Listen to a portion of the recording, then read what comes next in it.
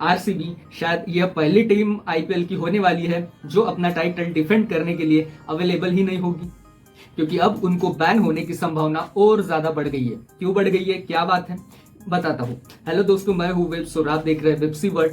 दोस्तों, आरसीबी के victory celebration में जो भगदड़ मची हुई थी, जिससे कई लोगों की जान चली गई थी, अब उन पर फैसला आया यह है कि यह भगदड़ आरसीबी की वजह से ही हुई है। और अब जब ऑफिशियल फैसला आ गया है तो लोगों का कहना है कि आरसीबी अगले कम से कम 2 साल आईपीएल से सस्पेंड कर दी जाएगी। असल में भगदड़ की जांच करने के लिए 2 लोगों की सेंट्रल एडमिनिस्ट्रेटिव ट्रिब्यूनल बनाई गई थी। इस ट्रिब्यूनल ने कल शाम को अपनी रिपोर्ट सबमिट करी है और पूरी जांच के बाद यह पाया गया है कि आरसीबी ही अपने जीत के सेलिब्रेशन में हुए हादसे की जिम्मेदार है और उनकी वजह से ही चिन्नास्वामी स्टेडियम के बाहर 3 से 5 लाख लोगों की भीड़ जमा हुई। यह नंबर मैं खुद से बनकर नहीं बोल रहा हूं, बल्कि यह उस रिपोर्ट का ही हिस्सा है। आपको बता दें कि इस भगदड़ में 11 लोगों की मौत हो गई थी, जबकि 50 से ज्यादा लोग जख्मी हुए थे।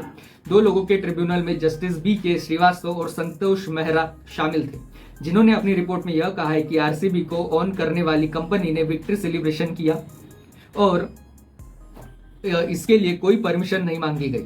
बेसिकली ट्रिब्यूनल का कहना है कि इससे अच्छा थोड़ी लगता है, आपको परमिशन लेनी चाहिए ना। 29 पेज के इस रिपोर्ट को सबमिट कर दिया गया है और यह केस बनाने वाले इंस्पेक्टर जनरल और additional commissioner of police Bengaluru west के विकास कुमार है। आपको बता दें, विकास उन 4 पुलिस वालों में शामिल थे जिनको कर्नाटक गवर्नमेंट ने इस बुनियाद पर सस्पेंड कर दिया था कि उन्होंने अपना काम ठीक से नहीं किया जिस दिन भगदड़ हुई।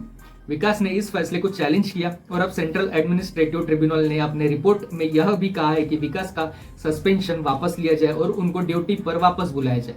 ट्रिब्यूनल ने अपने ऑर्डर में यह भी कहा है कि ना तो आरसीबी ने और ना ही इवेंट मैनेजमेंट कंपनी ने सेलिब्रेशन करने के लिए कोई फॉर्मूला परमिशन मांगी थी। ट्रिब्यूनल ने साथ में यह भी बताया कि इस तरीके के इवेंट करने के लिए आपको controlling of assemblies and public procession order 2009 के तहत एक एप्लीकेशन 7 दिन पहले लगानी होती है। लेकिन यहाँ पर तो आरसीबी ने जीत के अगले ही दिन इस तरह की विक्ट्री सेलिब्रेशन कर ली और बिना कोई एप्लीकेशन दिए ये सब हुआ। हालांकि ऑर्डर में यह भी लिखा गया है कि जिस दिन आईपीएल का फाइनल था उस दिन कर्नाटक स्टेट क्रिकेट एसोसिएशन के chief executive officer Shubhendu Ghosh ने डीएनए नेटवर्क के बिहाफ पर कबन पार्क पुलिस स्टेशन के इंस्पेक्टर को लिखित रूप में यह बताया था कि आज आरसीबी जीत जाती है तो हो सकता है कि कल स्टेडियम के आसपास विक्ट्री परेड हो, जो कि स्टेडियम के अंदर जाकर खत्म होगी। जो लोग बेंगलुरु नहीं गए हैं उनको बता दें कि चिन्नास्वामी स्टेडियम का थाना क्षेत्र कबन पार्क पुलिस स्टेशन में ही लगता है। यह भी बताया गया है कि विक्ट्री परेड का रूट भी शेयर किया जाएगा, लेकिन ना तो ये शेयर किया गया और ना ही कोई परमिशन मांगी गई। ट्रिब्यूनल का कहना था कि जिस दिन ये एप्लीकेशन दी गई उसमें तो यह भी क्लियर नहीं था कि आईपीएल आरसीबी जीतेगी भी या नहीं। ऑर्डर में यह भी बताया गया कि आईपीएल जीतने के बाद सुबह 7:01 को आरसीबी ने इंस्टा अकाउंट पर इस तरह के सेलिब्रेशन की पहली पोस्ट डाली गई। इसके बाद सुबह 8 बजे फिर से विक्ट्री सेलिब्रेशन की एक पोस्ट इंस्टा पर करी गई, जिसमें लिखा गया था army we can't wait to be back to the homes of champions and celebrate with all of today details out soon. इसके 55 मिनट बाद यानी सुबह के 8:55 पर फिर से एक पोस्ट डाली गई जिसमें विराट का स्टेटमेंट था, जो कि आरसीबी के पहले सीनियर प्लेयर ट्रिब्यूनल ने आरसीबी को फटकार लगाई है कि आखिर इतने सारे पोस्ट आपने बिना पुलिस परमिशन के अपने सोशल मीडिया पर हैंडल पर कैसे डाले।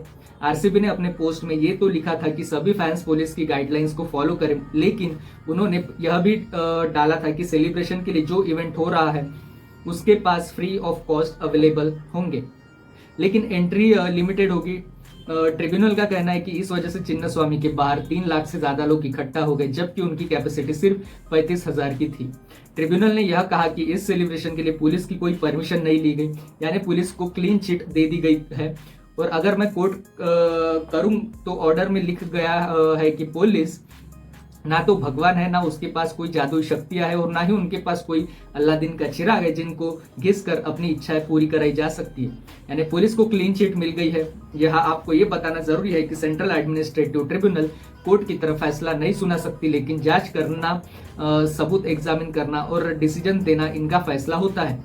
लेकिन अलावा भी इस एक जांच कर्नाटक गवर्नमेंट के इस भगदड़ पर कह रही है, जिसका फैसला आना भी बाकी है। लेकिन पुलिस को क्लीन चिट मिलने के बाद और आरसीबी को जिम्मेदार बताने के बाद अब आरसीबी पर संकट के बादल गहराते जा रहे हैं। आपको याद होगा बीसीसीआई ने भी इस तरीके का बयान दिया था कि भगदड़ के बाद कि हमको नहीं बताया गया था और ना ही हमारी जिम्मेदारी थी हमारी इस तरीके की इवेंट करने की, यानी बीसीसीआई भी अपना पल्ला झाड़ चुका है और इस वजह से आरसीबी के बैन होने पर चांसेस बढ़ते जा रहे हैं।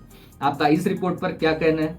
क्या आपको लगता है कि अगर गलती आरसीबी मैनेजमेंट की थी और पुलिस की नहीं थी तो क्या आरसीबी को भी वैसे ही बैन कर देना चाहिए जैसा 16-17 में चेन्नई और राजस्थान को किया गया था? जो भी हो, आपकी राय कमेंट करके जरूर बताना दोस्तों। आज से शुरू होने वाला है इंडिया इंग्लैंड के बीच दूसरा टेस्ट मैच, उसका भी मस्त वीडियो डेली आएगी। चैनल सब्सक्राइब करके जाना। कल मिलते हैं, तब तक के लिए गुड बाय, जय हिंद, जय